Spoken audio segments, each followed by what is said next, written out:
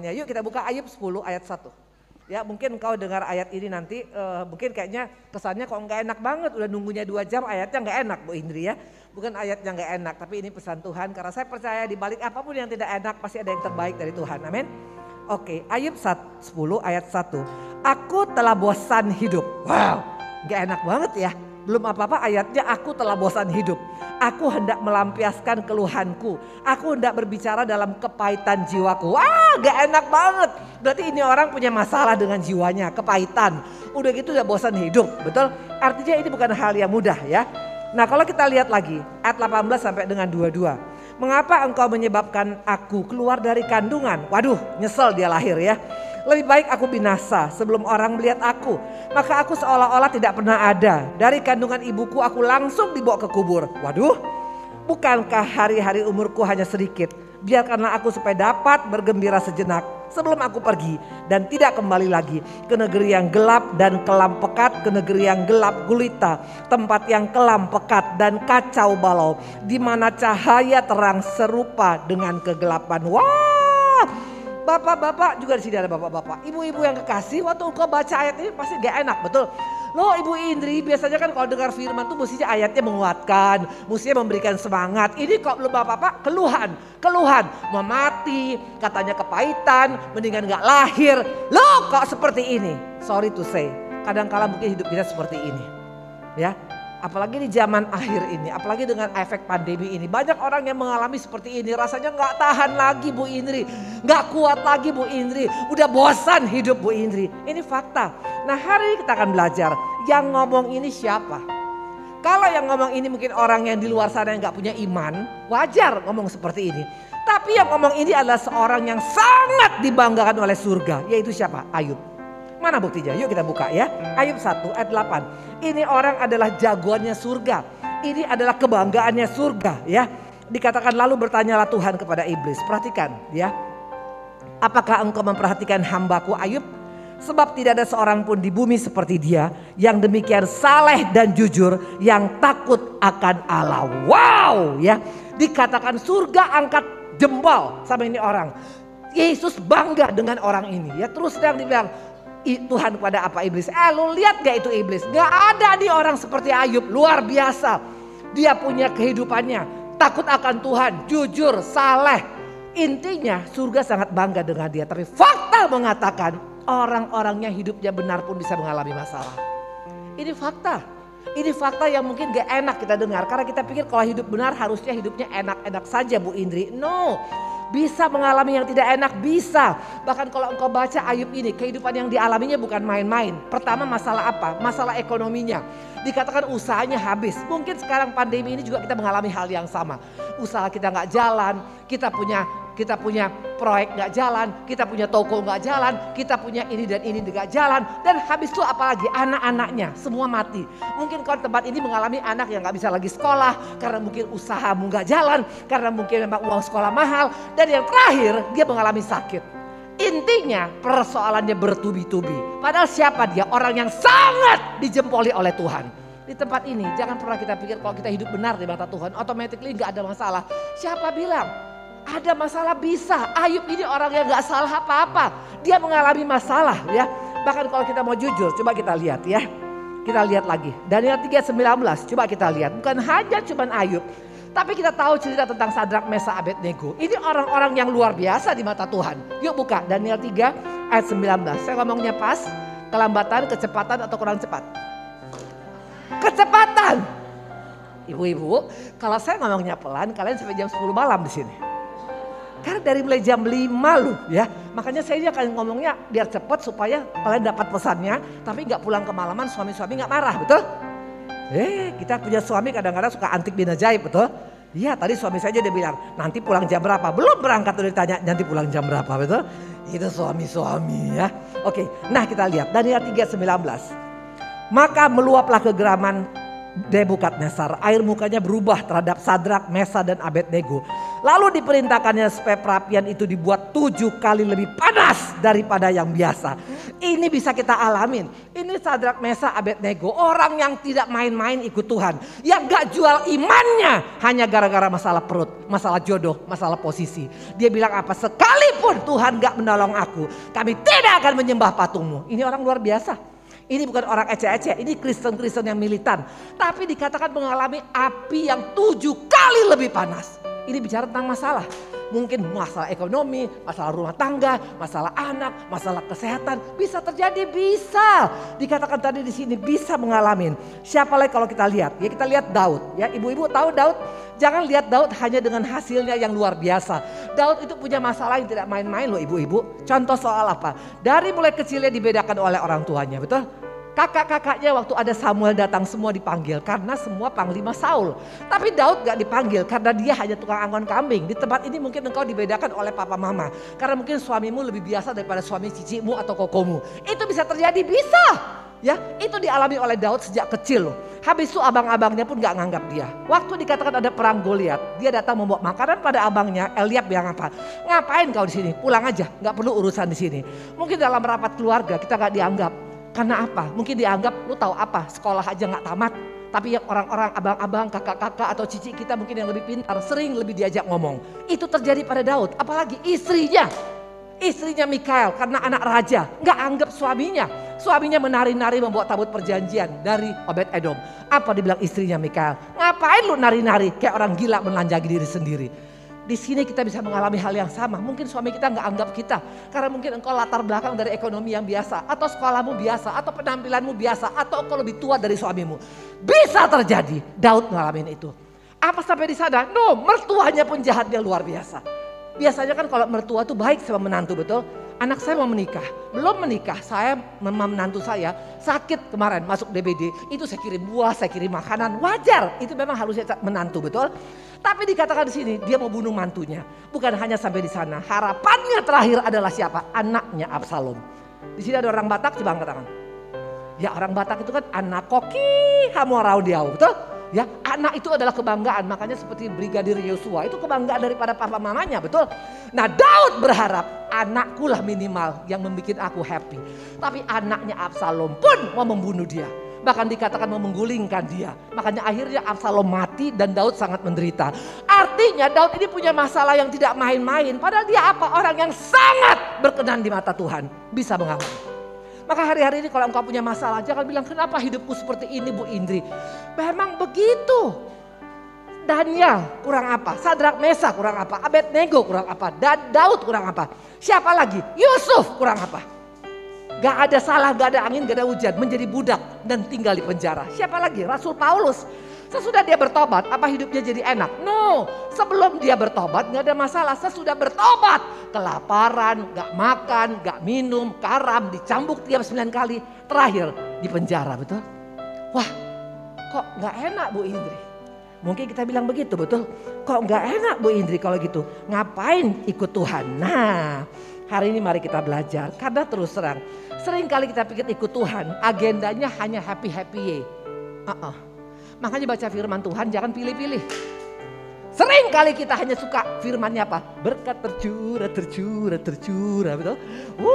Apalagi Yohanes 10 ayat 10b, semua suka, betul? Aku datang, kata Yesus, untuk memberikan hidup yang kelimpahan. Wow, semua mau ayat itu, betul? Minta diberikan, cari mendapat, ketok dibukakan. Betul itu ayat, tapi jangan setengah-setengah. Kalau baca ayat jangan tambah kurangin. Ada ayat yang menyenangkan telinga kita, tapi ada juga yang tidak. Mana buktinya? Buka Matius.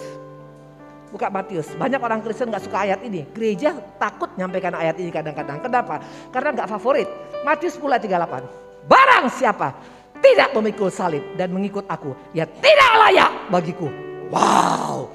Untuk engkau layak di mata Tuhan bukan karena engkau jadi pendeta, bukan karena engkau penginjil, bukan karena engkau pengkhotbah. Tapi kalau gak siap pikul salib dan menyangkal diri, gak layak di mata Tuhan. Makanya gak heran seringkali kita pilih-pilih ayat. Ayat yang enak baru kita suka, ayat gak enak kita gak suka. Gak seperti itu. Satu lagi ayat yang mungkin kurang enak. Yuk kita buka Wahyu 3:19. Di tempat ini supaya kita memang kayaknya firmannya udah terlambat, marah-marah lagi si ibunya, betul? Enggak. Nanti kita lihat kenapa saya sampaikan ini. Di balik semua ini ada rencana Tuhan yang besar. Jadi jangan pernah ikut Tuhan tuh setengah-setengah. Jangan lagi ikut ibadah, live di tengah jalan. Gak akan kau lihat apa pesan Tuhannya. Harus sampai titik ikut Tuhan baru kau lihat perbedaan yang luar biasa. Wahyu 3 ayat 19. Barang siapa kukasihi, ia kutegur dan kuhajar. Sebab itu relakanlah hatimu dan bertobatlah. Wow. Enggak dibilang barang siapa kukasihi, ku pok-pok, ku ame-ame, belalang kupu-kupu. No. Dihajar sama Tuhan. Kenapa Tuhan hajar? Karena kita bukan anak gampang. Saya pernah dihajar oleh Tuhan. 40 tahun aku tinggalkan Tuhan Yesus. Dari lahir saya orang Kristen, tapi gak membuat saya menjadi Kristen yang militan di mata Tuhan. Ayah saya adalah salah satu pembangun banyak gereja di Sumatera. Cukup dikenal orang tua saya, orang yang sangat-sangat mengasihi Tuhan. Mama saya pendoa sampai matinya, tapi anaknya bergajul kayak saya. 40 tahun saya hidup dengan iblis. Tidak main-main. Tapi Tuhan baik, Tuhan masih berikan saya kesempatan. Bagaimana cara Tuhan menghajar? Pertama dari usaha diajar. Waktu itu saya punya usaha, ayah saya meninggal, terjadi perang saudara, akhirnya saya buka usaha. Usahanya diberkati luar biasa, tapi bukan dari Tuhan, dari iblis. Kenapa? Diskotik. Makanya tempat ini jangan pernah engkau pikir kalau engkau diberkati dari Tuhan semua. Belum tentu. Iblis jago. Dia bilang kalau kau sembah aku, semua aku berikan padamu. Dulu saya pikir yang penting cuan, bodo amat dengan dosa. Dan saya punya berkat banyak banget, tapi bukan dari Tuhan. Diskotiknya buka 2 jam sama dengan kalian kerja 50 tahun. Itu pun belum tentu. Ini udah jelas hanya buka 2 jam nilainya gak main-main. Tapi karena Tuhan sayang sama saya, tanggal Agustus 1997 saya pindah ke Bandung. Baru saya bilang tolong kirim uang sekian-sekian jam 2 siang. Jam 4 mereka telepon, Bu sudah rata jadi tanah. Dibakar dalam waktu 2 jam. 2,7 hektar hotel dengan diskotik habis semuanya. Mungkin kau bilang Bu Indri berarti Bu Indri gak disayang oleh Tuhan. Saya awalnya pikir seperti itu. Saya pikir Tuhan gak sayang sama saya. Tuhan orang Kristen jahat. Saya gak ngerti. Tapi waktu tsunami terjadi 2015. Desember 26. Saya berangkat ke sana sesudah saya bertobat. Di hotel saya itu depan pantai itu mayat banyak bergelimpangan. Tahu apa kata Tuhan? Indri anakku. Kalau hotelmu gak dibakar waktu Agustus 1997. Mungkin kau dan suami dan anak-anak mati di sana. Karena uang paling banyak diskotik adalah pas mau masuk tahun baru. Tuhan baik. Kalau engkau sampai yes tepuk tangan lah Tuhan Yesus. Kalau engkau sampai mengalami yang tidak menyenangkan. Karena mungkin ada sesuatu yang mungkin kita keliru. Tuhan mau luruskan supaya engkau sesuai dengan agenda Tuhan. Nah maka tadi saya bilang ya Ayub mengalami hal yang tidak menyenangkan. Kalau begitu ngapain juga ikut Tuhan Bu Indri. Kalau memang ternyata banyak masalah, banyak menyangkal diri, banyak pikul salib. Juga kena panas api yang 7 kali lebih panas. Mendingan kayak orang dunia gak mengalami apa-apa. Makanya saya bilang ikut Tuhan harus sampai garis akhir. Kalau engkau seperti ikut Zoom. Di tengah jalan engkau live ya Ci, exit ya Ci. Gak jadi apa-apa. Engkau harus sampai titik ikut Tuhan. Baru engkau lihat ada perbedaannya. Mana buktinya? Buka Ayub. Waktu dia sampai titik apa yang terjadi? Yuk buka Ayub 42 ayat 10. Ayub 42 ayat 10. Lalu Tuhan memulihkan keadaan Ayub setelah ia meminta doa untuk sahabatnya. Dan Tuhan memberikan pada Ayub 2 kali lipat dari segala kepunyaannya dahulu. Ayat 16. Sesudah itu Ayub masih hidup 140 tahun lamanya. Ia melihat anak-anaknya dan cucu-cucunya sampai keturunan yang keempat. Wow. Bapak-bapak, ibu-ibu perhatikan kalau engkau ikut sampai garis akhir akan ada perbedaan. Dikatakan Ayub dikembalikan Tuhan 2 kali lipat daripada belum. Tuhan kita tuh gak pernah nyicil. Tuhan kita tuh bukan Tuhan yang pelit. Anak kecil yang memberikan 5 roti 2 ekor ikan. Tuhan gantikan apa? 5.000 orang makan dan dia pulang bawa 12 bakul penuh. Itu cara Tuhan bekerja. Kau kasih 1, Tuhan kasih 100. Kau kasih 1.000, Tuhan kasih 1.000.000. Itu Tuhan kita. Dan bukan hanya itu, dikatakan umur Ayub 140 tahun. Maka di tempat ini kalau masih umur 30, 40 jangan bilang udah umur. Umur 60, 70, ada yang 60 sini? 70 angkat tangan. Saya umurnya 62 tahun. Tapi tetap saya bilang aku mau kayak 17 tahun Tuhan. Karena gak ada, yes. Gak ada istilahnya Bu Indri tapi saya sudah 60 Bu Indri udah membleh. No, 140 tahun matanya masih gak pakai katarak. Betul? Coba sekarang orang-orang udah 60 udah mulai aduh mata saya udah mulai gak kelihatan. Siapa bilang? Masih bisa melihat cicitnya. Artinya apa? Berbinar-binar matanya. Kenapa bisa? Orang-orang yang hidup sampai garis akhir akan berbeda. Di masa tua engkau seperti Kaleb. Pak Suwei bisa jadi berkat. Amin. Yes. Itu bedanya. Makanya dikatakan kalau ikut Tuhan tuh beda. Dikatakan makin tua makin berbuah, makin segar, makin gemuk, makin menjadi pembawa kabar baik. Bukan jadi pembawa gosip. Maka di tempat ini suka gosip, bertobat lah engkau. Itu bukan janji Tuhan. Betul? Harus jadi pembawa kabar baik. Dimanapun kau berada, orang bisa merasakan beda dia. Saya bisa kuat dekat dengan dia. Itu rencana Tuhan bagi orang-orang yang ikut Tuhan sampai garis akhir. Nah, kita akan lihat sekarang. Dikatakan Ayub mengalami hal-hal yang luar biasa. Bahkan kalau engkau baca juga, Daud mengatakan, kemalangan orang benar banyak, tapi Tuhan meluputkannya. Lihat, yang inisiatif bukan kita loh, Tuhan.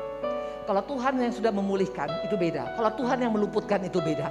Kalau kita yang memulihkan kehidupan kita itu terbatas. Itu masih ada batasannya. Tapi kalau Tuhan yang memulihkan, Tuhan yang meluputkan itu luar biasa. Amin. Maka hari-hari ini jangan pernah kau bilang, ya tapi Bu Indri, ya udahlah saya sekedar. Jangan. Tuhan gak pernah janjikan seperti itu. Nah kita akan lihat nanti. Coba kita lihat. Ayub 1 ayat 12b. Ya ini. Kenapa Ayub bisa mengalami pemulihan daripada Tuhan. Hanya janganlah engkau mengulurkan tanganmu terhadap dia. Kemudian pergilah iblis dari hadapan Tuhan. Ini kedaulatan Tuhan. Iblis boleh mengganggu kita. Tapi tetap ada batasan yang iblis tidak boleh lewatkan. Jadi walaupun iblis mau ganggu saya, tetap untuk tertentu dia tidak boleh masuk dalam hidup saya. Itu proteksi Tuhan. Kalau engkau sekarang di luar Tuhan, semua bisa jebol kita. Tapi kalau dalam Tuhan, walaupun kita diganggu di sini, tapi gak bisa sampai yang terutamanya. Tetap hanya pinggir-pinggirnya aja yang diganggu oleh si jahat. Tengah kita, pusat kita gak akan bisa diganggu oleh dia. Nah kalau begitu Bu Indri, apa yang harus saya lakukan? Ya, kalau begitu bagaimana kita Bu Indri? Karena bagian Tuhan memulihkan kita, bagian Tuhan meluputkan kita, bagian iblis mengganggu kita. Bagian kita apa Bu Indri? 3 bagian yang harus kau lakukan kalau engkau mau sampai garis akhir buat Tuhan. Yang pertama adalah apa ya? Ada 3 bagian yang harus kau lakukan. Yang pertama buka Keluaran 17 ayat 11. Keluaran 17 ayat 11. Dan terjadilah apabila Musa mengangkat tangan, lebih kuatlah Israel. Tapi apabila ia menurunkan tangan, lebih kuatlah Amalek. Ini kata kunci pertama. Ibu-ibu mau mengalami garis akhir buat Tuhan. Jangan coba-coba turun tangan waktu engkau lagi berperkara dengan Tuhan. Waktu Tuhan belum selesai dengan kita, jangan turun tangan, jangan ambil alih. Kenapa sampai Sarah bisa berantakan? Karena dia ambil alih. Tuhan sudah bilang anakmu seperti pasir di laut, seperti bintang di langit. Tapi dia bilang sama Abraham, kayaknya gue gak punya anak nih, gue udah ke dokter objin. Ternyata katanya gue gak bisa. Ya udah ambil aja, gue punya pembantu. Makanya akhirnya sampai hari ini, betul? Lihat contohnya siapa lagi? Rahel. Jelas Rahel tuh harusnya orang yang paling berbahagia hidupnya, betul? Karena dia cantik. Dikatakan Yakub, cucu daripada Abraham, itu sampai mati-matian tergila-gila sama dia. Ibu-ibu saya mau tanya, siapa di sini yang punya suami yang untuk mendapatkan kita sampai 14 tahun kerja gak digaji? Ada? Gak ada, betul? Boro-boro. Ya, Pak mau Pak? Mana istri Bapak? Nah, Ibu Kiki kan? Coba, waktu mau dapat Ibu Kiki kerja 14 tahun gak digaji gak? Mana mau? Wah, cari aja Ibu Koko, betul? Ya, masih banyak perempuan Bu Indri, betul ya? Tapi lihat tuh si Yakub, dia betul-betul untuk mendapatkan Rahel karena cintanya minta ampun sama Rahel. Dan Yakub ini bukan orang miskin, bukan orang gagal, ini cucu Abraham. Artinya orang yang potensi, cinta mati, dan Rahel ini katanya cantiknya minta ampun. Harusnya dia orang yang paling bahagia hidupnya, betul? Tapi kalau kita lihat, dia gak pernah merasa cukup. Waktu dia dikatakan mandul, dia marah. Dia bilang sama Yakub, kalau gua gak punya anak celek katanya. Karena dia gak mau kalah dengan Lea. Hati-hati waktu kau di tempat ini. Ya, waktu kita di tempat ini mau ambil alih. Kita mau turun tangan. Makanya dia bilang hampiri hambaku Bilha. Akibatnya kita lihat anaknya sampai dijolimin sama kakak-kakaknya sendiri. Kenapa? Budak dimasukkan dalam keluarga. Coba kalau dia gak turun tangan, dia berserah sama Tuhan. Aku berserah. Tuhan pasti tolong. Pertanyaan, Yesus keturunan dari mana? Yehuda. Siapa Yehuda? Anak ke-6 daripada Lea. Lea perempuan yang gak cantik, yang gak dicintai oleh suaminya. Tapi karena dia sabar menunggu waktunya Tuhan. Dia katakan aku berserah padamu Tuhan. Setiap dia melahirkan dia bilang sekali ini Tuhan pasti aku dikasih oleh suamiku. Selalu dia berkata begitu. Makanya Yesus lahir dari mana? Suku Yehuda. Dari perempuan yang tidak diperhitungkan oleh dunia, Tuhan bisa pakai luar biasa. Hari-hari ini waktu engkau turun tangan, engkau tidak akan bisa mengalami apa-apa. Katakan Tuhan kehendak mulai jadi. Apapun Tuhan kehendak mulai jadi. Kemarin ini waktu suami saya kena COVID. Itu perburukan total. Itu sebelum Delta masuk Indonesia. Karena perbatasan. Kami kena COVID bulan Juni, Delta masuk bulan Juli, betul? Waktu itu suami saya dengan saya kena COVID, saya OTG, gak ada masalah. Tapi suami saya itu perburukan total. Hari pertama masih oke, hari ketiga ketutup semua. Batuk darah, panas tinggi 41, nadinya 80 pakai oksigen, dan terakhir dia udah gak bisa jalan. Kami masuk ke Boromius. Malamnya suami saya perburukan total. Perburukan total. Dan waktu itu dokter udah bilang begini, Ibu Indri, Ibu mesti PCR. Saya di rumah sakit itu kurang lebih hampir seminggu. Ibu mesti PCR. Karena ibu terus terang kalau kami lihat kayaknya OTG. Saya nggak mau PCR karena saya takut kalau saya PCR pasti saya akan disuruh pulang. Sementara suami saya kalau nggak ada saya orangnya kalau sakit diam. Nggak akan mau memanggil suster dan nggak akan mau minta bantuan daripada dokter. Itu pendiamnya minta ampun. Jadi saya bilang Tuhan apa yang harus saya lakukan? Ada saya PCR, gak ada pilihan lain. Ternyata saya negatif. Dokter bilang Boromius, Ibu ini harus pulang. Waktu itu saya di antara perbatasan, pulang apa enggak. Anak-anak saya bilang, Mama 62 tahun loh, Mama pulang. Nanti Mama bahaya karena aku di Boromius, kanan kiri depan belakang udah banyak yang meninggal. Suami saya sakit, perburukan dengan tidak pakai masker sama sekali karena gak bisa bernafas. Jadi bayangkan satu kamar dengan orang yang COVID berat, sementara aku baru sembuh. Itu sangat gak masuk akal. Nah saya berdoa sama Tuhan. Waktu itu suami saya dalam keadaan dengar saya mesti pulang. Dia gak bilang apa-apa, hanya dia keluar air mata. Dia bilang, kalau sampai saya meninggal, cari tempat yang terbaik ya.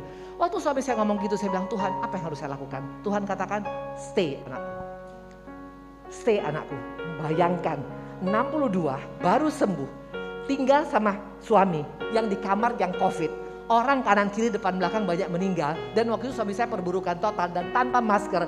Selama 2 minggu saya di kamar di rumah sakit itu saya pakai masker full dengan pakai face shield dan tidur tuh 24 jam pakai masker. Terakhir saya punya tensi 165. Karena terus terang saya capeknya luar biasa. Tapi karena Tuhan yang bilang stay, saya bilang baik Tuhan, kehendak-Mu yang jadi. Saya nggak mau nego lagi apa-apa. Yes, apa yang terjadi? Malamnya perburukan total. Tuhan bangunin saya.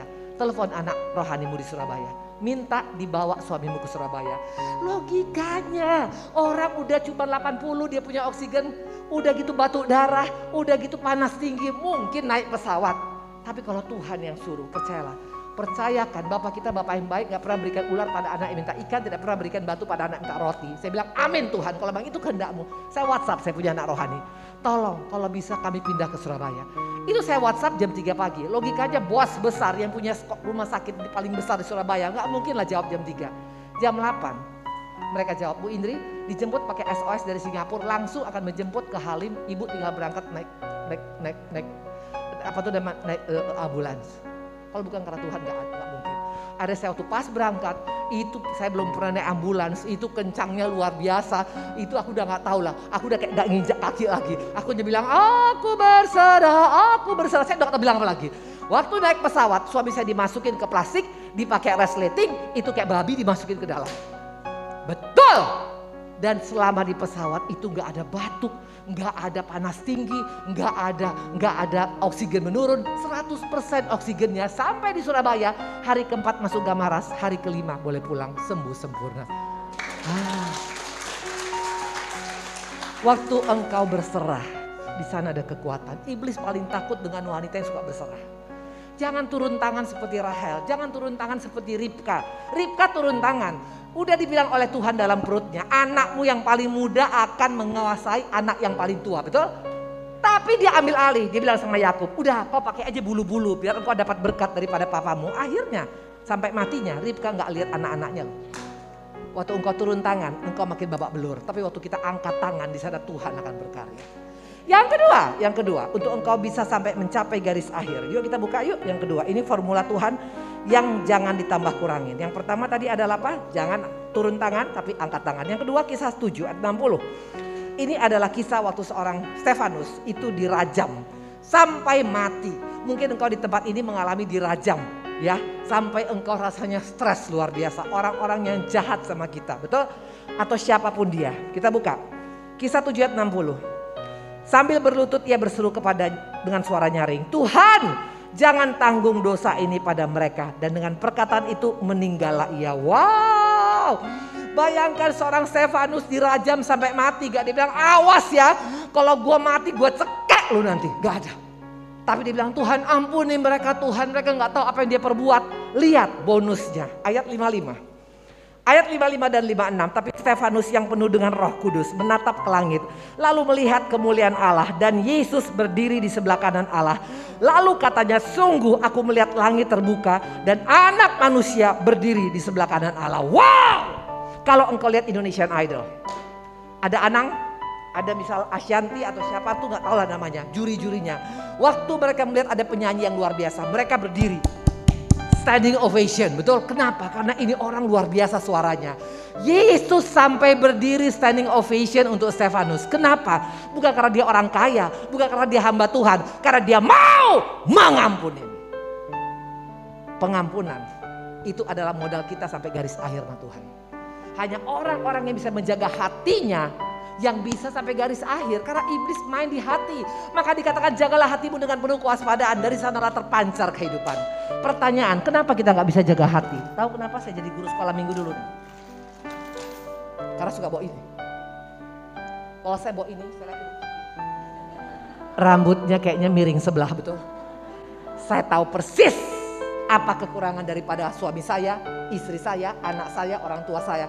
Karena di mana-mana saya pakai teropong, doa pun pakai teropong. Makanya kenapa sih lumpuh sampai 38 tahun di Bethesda? Padahal banyak orang sembuh di sana. Logikanya banyak orang disembuhkan, yang sakit sembuh, yang dalam keadaan buta dicelikan. Kenapa sih lumpuh 38 tahun? Karena cara dia menghidupin masalahnya, dia pakai teropong. Tuhan, gak ada yang peduli dengan aku. Pas aku masuk, orang udah duluan. Waktu engkau berdoa hanya menyalahkan orang, tidak akan mungkin engkau bisa sampai garis akhir. Ini yang membuat makanya engkau tidak bisa mengampuni, karena selalu pakai teropong. Hari ini daripada teropong orang, teropong diri sendiri. Saya pakai teropong lama. Kenapa suami saya lama bertobat? Saya pakai teropong. Waktu suami saya belum bertobat, saya bilang dasar emang gak mau bertobat. Saya pikir saya udah paling baik di dunia. Sampai satu saat suami saya tabrakan di jembatan layang, terlempar 70 meter. Itu tahun 2009. Terlempar dan koma. Dan kata dokter di Borobius umurnya hanya cuma seminggu, pulih mata udah gak bergerak.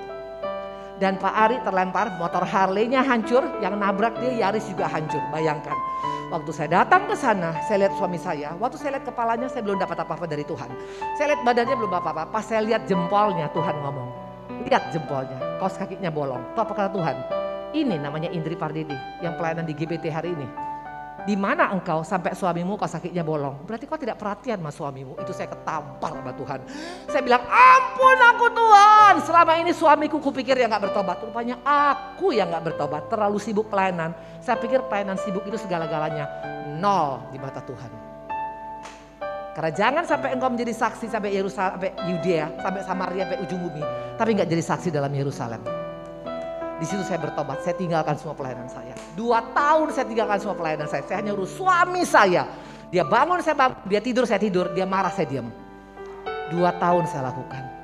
Maka dulu rambut saya panjang. Gara-gara gak pernah ke salon, rambut saya jadi kayak gini sekarang.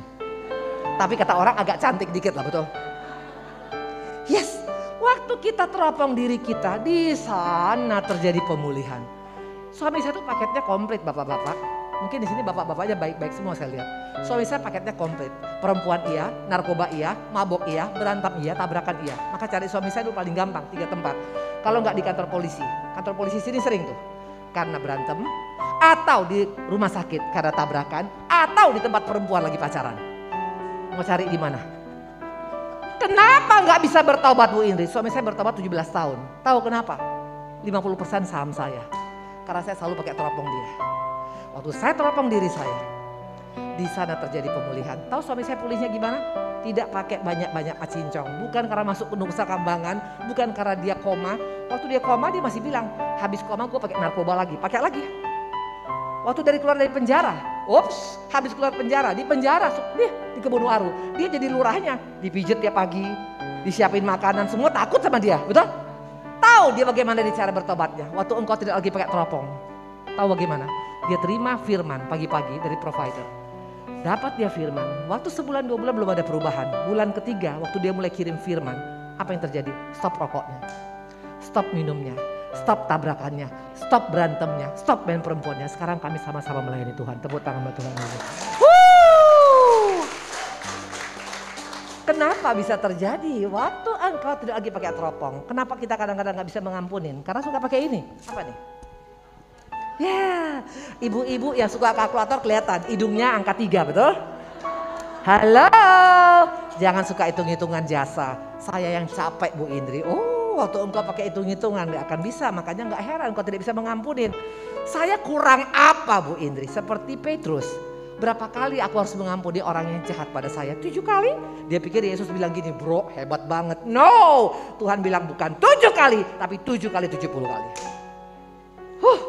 Mungkin kamu bilang Bu Indri pandemi ibu gak ngalamin. Pandemi baru 2 tahun kan? Saya ngalami pandemi 4 tahun. Tahu apa? Digugat oleh abang kandung saya sendiri 11 gugatan di pengadilan. Tuh Jalan Riau, Kejaksaan, Pengadilan Tinggi. Tiap hari Kamis saya ada di sana. Bayangkan lagi pandemi mesti ikut sidang 4 tahun, 11 gugatan. 1 gugatan aja orang rambutnya udah naik ke atas. Ini 11 gugatan, uangnya, dananya, air matanya, tenaganya, waktunya. Tapi waktu engkau tidak hitung-hitungan, waktu engkau tidak meneropong kesalahan abangmu dengan berkata kurang ajar dia Tuhan. No, saya belajar untuk mengampuni. Seperti yang dilakukan oleh seorang Daud. Dia memberkati Mephiboset, anak daripada Saul. Apa yang terjadi?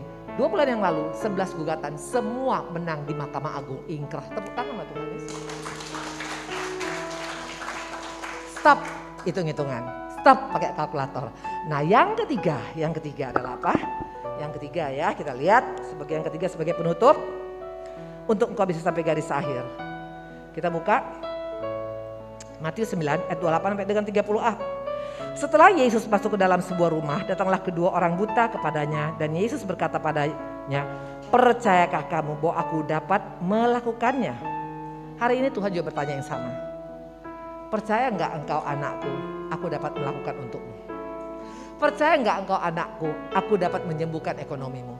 Percaya enggak engkau anakku, aku bisa menyelesaikan segala utang piutangmu? Tergantung kita hari ini. Kalau engkau berkata percaya sih tapi orang buta ini berkata apa? Mereka menjawab, ya Tuhan kami percaya. Lalu Yesus menjamah mata mereka sambil berkata, jadilah padamu menurut imanmu.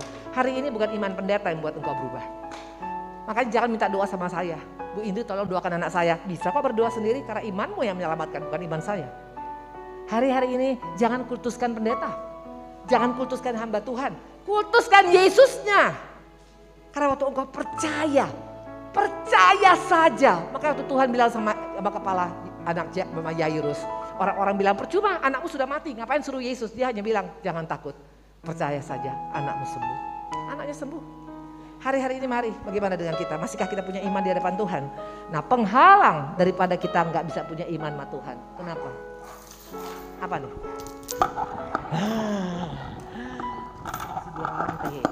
Apa kita yang dirantai? Pikiran kita. Ragu-ragu, khawatir, jangan-jangan, tapi kayaknya. Itu engkau masih dirantai. Orang yang tidak dirantai berani berkata, percaya Tuhan. Karena aku tahu engkau Bapa yang baik. Untuk engkau bisa percaya pada Tuhan, terakhir sekali, apa nih? Lampu emergency, apa artinya? Seringkali lampu emergency kita pakai kalau lagi mati lampu, betul? Seringkali kita jadikan Tuhan juga lampu emergency. Udah kepepet baru bilang, Tuhan, tolong. Waktu engkau bagus, waktu anakmu berhasil, waktu suamimu baik, masih punya hubungan gak dengan Tuhan? Karena kalau hubunganmu dengan Tuhan hanya sebatas lampu emergency, makanya gak heran engkau tidak bisa punya iman yang kuat kepada Dia. Iman hanya tumbuh waktu engkau mengenal Dia. Melalui apa? Firman Tuhan. Hari ini mari responi firman Tuhan. Jangan responi saya. Waktu engkau meresponi firman Tuhan. Karena kata Tuhan apa? Firmanku tidak akan kembali dengan sia-sia. Pada saat kuperintahkan dia akan melaksanakan dan pasti akan berhasil. Yohanes 1 di ayat 1. Pada mulanya adalah firman dan firman itu adalah Allah sendiri. Hari-hari ini yuk. Dengan siapa engkau bergaul? Dengan dunia dengan penuh ketidakpastian atau dengan firman Tuhan yang pasti ada jalan keluar? Tuhan memberkati. Tepuk tangan buat Tuhan Yesus. Ya, semua diberkati? Semua diberkati? Nah, yuk berdiri kita ya. Tuhan baik luar biasa. Saya percaya walaupun saya kayak tukang sulap hari ini, tapi semua diberkatin ya. Jadi jangan takut waktu engkau punya masalah. Karena masalah itu membuat engkau semakin mengenal siapa Tuhan.